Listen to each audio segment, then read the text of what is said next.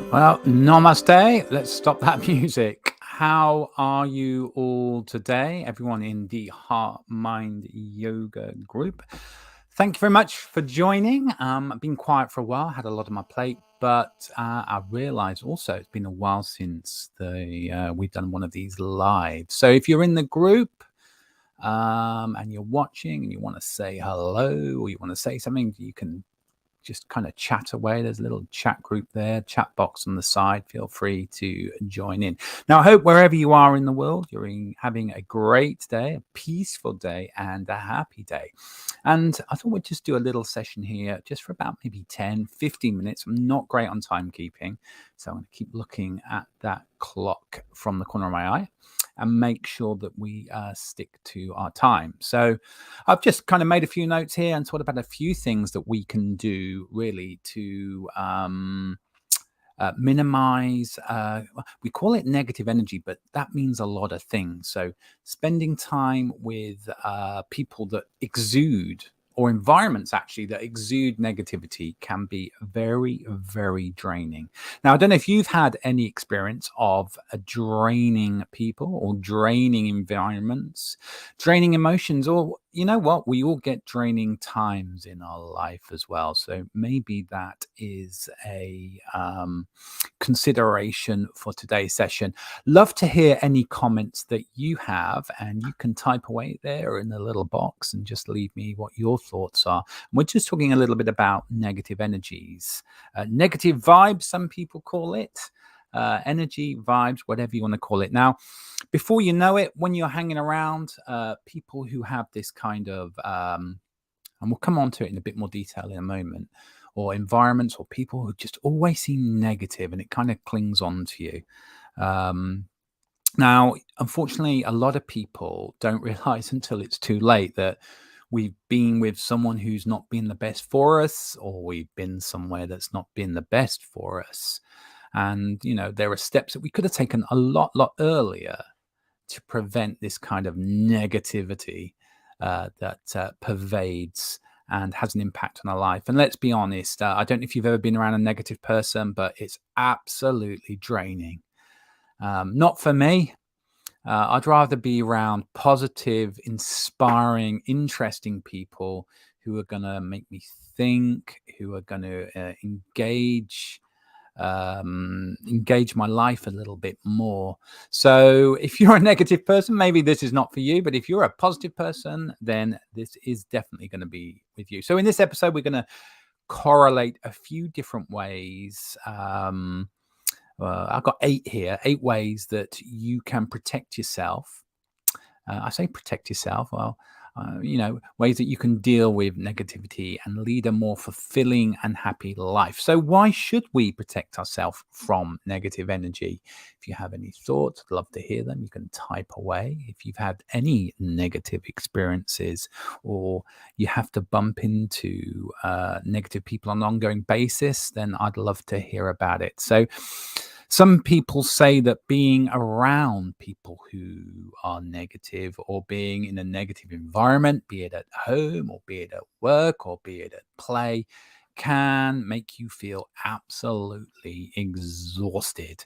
And it can turn your super positive or super happy day into a miserable, dark, dull, gloomy day. And we all know who those people are. Now, life is tough enough as it is, without having to deal with the negative afterburn of people, environments, or situations. We've got a responsibility ourselves, actually. Shelf, there we go, our shelf. We've got a responsibility ourselves to be able to deal with this. So we're going to just take a look at what we can do. Now, we all know who these people are, who sometimes make our life very, very tough. We know who these people are. They are the drama kings and the drama queens. We all know who they are, right? People that are jealous of us, or people who don't really feel great about us succeeding, or they're always kind of one step to say that we've done something wrong. It's the not my fault guy, not my fault girl, who is always there in your life. It's not me. It was them. It's definitely someone else's fault. Hang on. Wherever it's someone else's fault, you've got to see what part of that fault you are yourself. So just batting it away isn't always a very, very healthy thing to do. The narcissistic guilt tripper. Now, that's uh, currently and continuously in the press, these kind of people who make you feel guilty and try to put things onto you, and it's your fault, and you should have been this, and you. Anyway, let's not go into that too much, but we know who these people are, who sometimes can give us a bit of a negative time in our life. And what is it that we can do? Well, the first thing that we can do is we can screen and protect ourselves from these people, these situations, these environments. Sometimes it's just as simple as stopping for a second and thinking, where is this negativity coming from? Where is it coming from? Who is it coming from? I'm feeling it, I'm hearing it, I'm sensing it. It's making me feel really, really awful. Where is it coming from? Who is it coming from? And why am I feeling vulnerable to it? It's a big question there. Why are you feeling vulnerable to someone else's negativity? If you had enough sleep, you had enough water, are you doing exercise? You got to look at yourself first. And when you identify where your negative impact's coming from, then you're going to want to distance yourself from it. It's that simple. I've got a little message here from someone. Let's see what this is. Facebook user, thank you. What have we got? Okay. Every morning I bubble, protect myself with archangels. I always send out love. That's fantastic to hear. Thank you very much for that, Facebook user. Yeah, we can come on a little bit about this. This is actually one of the ways that some people deal with negativity is through faith, through visualization. Okay, so when you are exposed to negative people, negative environments, is it the mood swing of the person? Is it what they're saying? Is it the topic? What is it that's triggering you? And it's that simple. When you find out what has triggered you, what has opened you to the negativity of a place or an environment, and what that trigger is, then you just remove yourself. You remove that trigger. And it can be as simple as giving up the vibes of a place or a person and just talking away, or walking away and leave it. Take a walk. There you go. Number one, take a walk. You're coming into a negative person, a negative environment. Take a walk. Just go. Just go. It's not serving your best interests. And there are times when that's not always possible. I'm not suggesting for 2 seconds, if you're at work and you're having a really tough day and you're with your colleagues and it's all super negative, that you can get out and just take a walk. But maybe you can take a break. Maybe you say, I just need a few minutes, or I need the restroom, or whatever you need to do.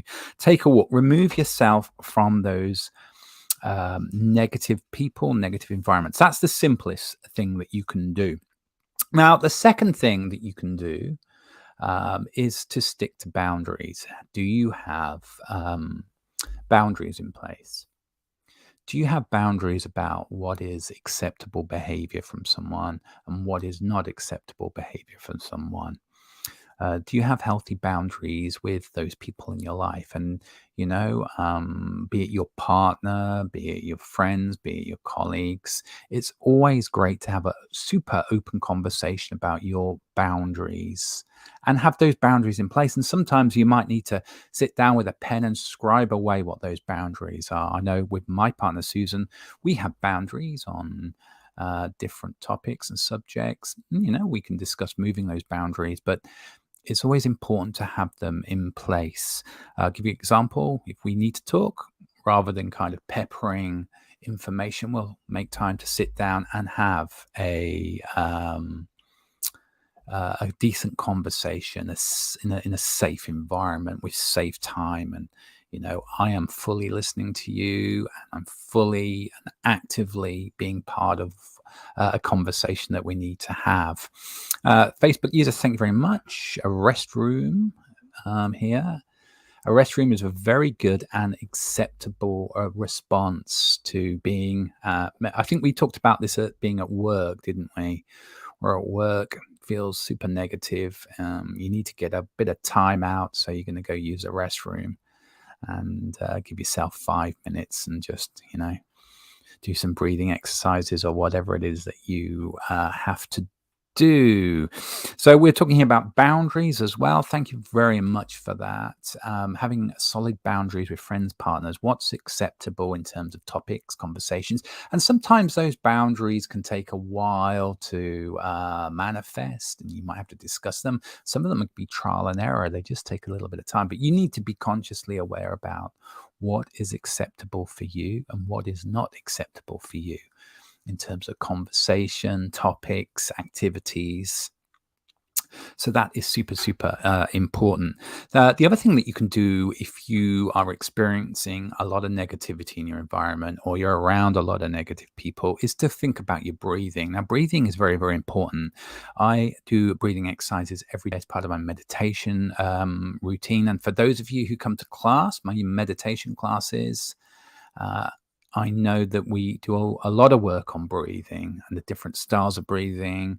And whilst breathing is very, very different in its output and outcome for each of us, having a method of using your breath to anchor yourself is very, very important. That can help you deal with things like stress, anxiety, and also, of course, today's topic, which is negativity, deep breathing and meditation. And meditation can be as simple as a few minutes. You can sit there and close your eyes and just clear your head and look at the back of your eyes and just ground and center yourself. And take time really just to regulate the way that you're reacting and way that you're living. We're so sometimes unconscious about what we're doing and what's happening around us and how we're engaging and interacting with our environment that, sometimes we do just need to take that little bit of time there. Maybe we find that quiet spot or that safe spot or restroom or a little area where we can just go take a few minutes to recalibrate ourselves. So stick to your boundaries, distance yourself, practice some deep breathing or meditation, whether that's just closing your eyes, a bit of deep breathing.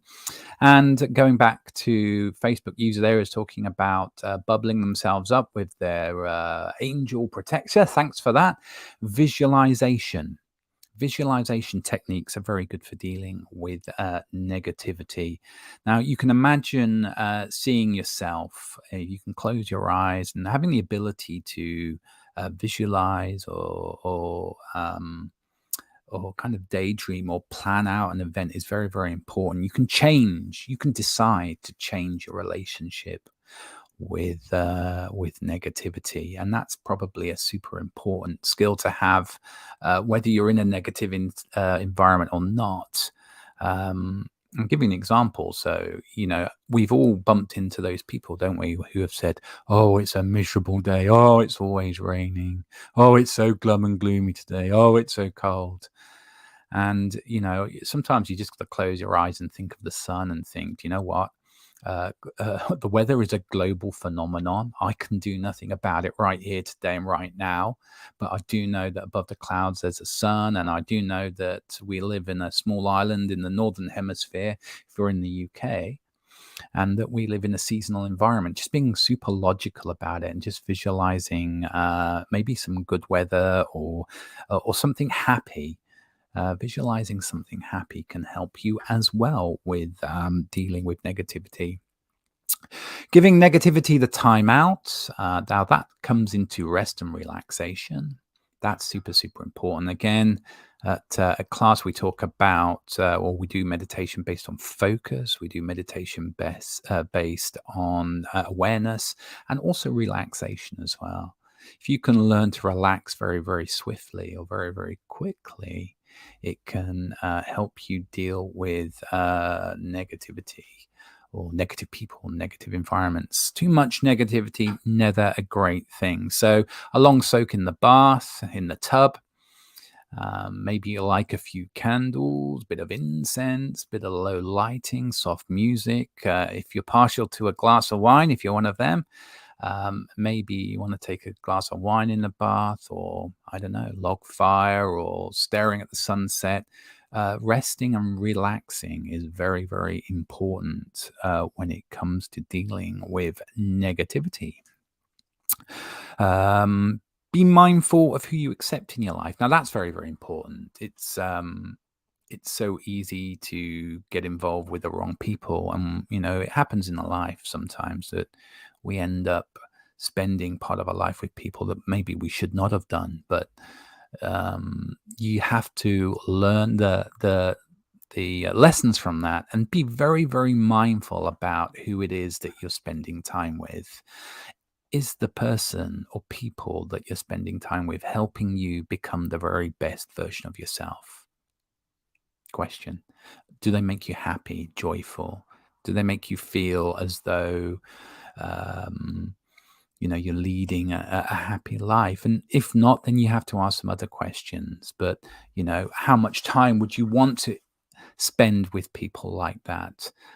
Is a question that you have to ask yourself. And if it's very, very simple, then maybe you can remove yourself from the sphere of influence of that person. Maybe it's slightly more difficult than that, and there's some deeper questions that you need to look at. But being mindful of who you accept into your life right from the very beginning. When, of course, we're older, we have wisdom, don't we? We can apply wisdom to determine whether or not a person is right for us, right for our sphere of influence, right for our life. I speak to a lot of people about the concentric circle of friends, and kind of zone 1, 2, and 3 friends, and how many close-up friends do you want, or people in your life? Some will say 3, some will say 9, some will say 15, and some will have dozens and dozens. And sometimes the more people that you have very, very close, the tougher it can be to engage with the dynamics of those relationships. So just being very, very mindful. I'm not, of course, suggesting you should be expunging people from your life. There's enough going of that on in the world, but just being mindful, super mindful and thoughtful about who you let into your life. Now, if you're listening, if you've just joined us, we're talking about ways to deal with negativity. We've talked about screening ourselves from negative people and emotions, understanding what the trigger is, sticking to our boundaries, and reviewing our boundaries with people, with places, with events, practicing very fast relaxation methods, whether it be meditation, and obviously teaching meditation is what I do for a living. So I can condone that absolutely. Breathing exercises, visualization as well. Can you visualize your way out of a situation? We talked about the weather there, and just not always having to live the reality that someone else is giving to you. We talk about the rainy day and the weather. Taking time out, being mindful of who you accept in your life, and managing negativity with canned responses as well. So I thought about this in a bit more detail, and I used to work with someone, and every time I met them in the office in the morning, it would be, "Oh, what a nightmare! Oh, you wouldn't believe what a nightmare this morning's been. Oh, it's not." Do you know what? After several weeks, and this would be every day, and the occurrence would go on many, many times. What a nightmare! Oh, that person is such a nightmare. I had to turn around and say, "Do you know what a nightmare is? Do you know what it is that you're saying to yourself?" And you're listening to what you're saying as well. So, what you can do in these couple of canned responses is say, "Do you know what? I don't really have to take the burden of your nightmares today. So I appreciate it if you would keep them to yourself, or if you want to talk about it at another time." But you can politely and kindly ask people to consider what it is that they're pumping out of their consciousness and their internal narrative or external narrative if it's not suiting you. It's not your responsibility to change these people. It's not your responsibility to enable them. but it's your responsibility to look after yourself. And if there's one thing that, one message that you take away from this little video here, this little episode, is it's taking responsibility for what you allow into your life, and what information you allow into your life. Now, in Taoism, it can be very, very simple in terms of information. It's either positive or negative, and I know what side of the coin I prefer to be on, and that's positive information. Using grounding techniques as well to deal with negative information can be super, super good. Facebook user, there is a little thing actually at the beginning of this episode that says you have to give, someone's laughing there. I'd love to know what you're laughing about. Share the joke, please, please, please share the joke. I'd love to hear what that is. So we spoke about maybe just leaving a negative environment or someone who is super negative, but we spoke about self-care in terms of taking a hot bath and candles. But I've made a list here of some grounding things that I know in the past I've done to deal with negative environments and negative people. So spending time in nature, if you can get out for a walk around the block, spend time with don't take this wrong, with the trees, with the fields, and just taking a walk outside. If you're in a rural environment, that's good. Or maybe have a park close to home, and you can spend some time going in the park.